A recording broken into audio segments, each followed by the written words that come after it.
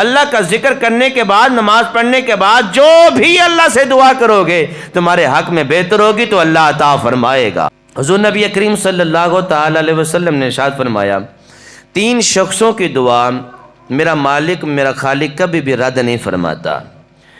پہلا بندہ وہ، حضور نبی کریم صلی اللہ تعالی علیہ وسلم نے ارشاد فرمایا جو کثرت سے اللہ کا ذکر بھی کرے، اللہ کے رسول کا ذکر بھی کرے۔ اگر وہ اللہ کے حضور اپنے ہاتھوں کو بلند کر لیتا گئے تو میرا خالق اور میرا مالک اس کی دعا کو رد نہیں فرماتا، قبول ہی فرماتا گئے۔ یہ فرمان کس کا؟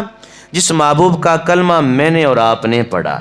جب حضور نبی کریم صلی اللہ تعالی علیہ وسلم نے ارشاد فرما دیا کہ اللہ کا ذکر کرنے والے کی دعا جو ہے اللہ رد نہیں فرماتا تو پھر رد نہیں فرماتا، قبول ہی قبول ہے۔ پھر یہ یقین رکھنا چاہیے اور اللہ کا ذکر کرنے کے بعد، نماز پڑھنے کے بعد اللہ کے حضور دعا کرنی چاہیے۔ یہ سند میرے مصطفیٰ نے عطا فرما دی ہے۔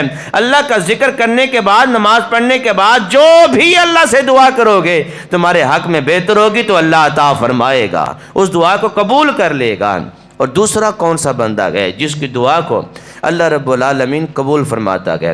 سرکار فرماتے ہیں مظلوم آدمی جس کے اوپر ظلم کیا جا رہا ہو، ناحق ظلم کیا جا رہا ہو، اگر وہ بھی اللہ کے حضور دعا کرے یا پھر بد دعا کرے، دعا کرے یا پھر بد دعا کرے، اللہ رب العالمین اس کی دعا کو بھی قبول فرماتا ہے۔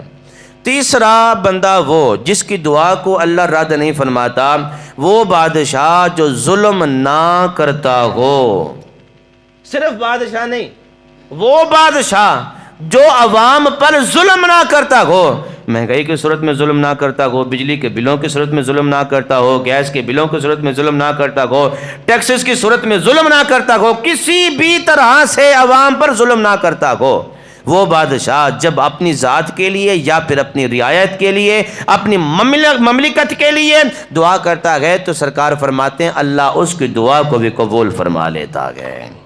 یہ مقام اور مرتبہ ہے حضور نبی کریم صلی اللہ تعالی علیہ وسلم کی امت کا کہ اپنے دلوں کو، اپنی زبان کو اللہ کے ذکر سے سجانا تمہارا کام ہے۔ جب تم انہی زبانوں سے اللہ کو یاد کرو گے، کچھ مانگو گے تو عطا کرنا رب العالمین کا کام ہے۔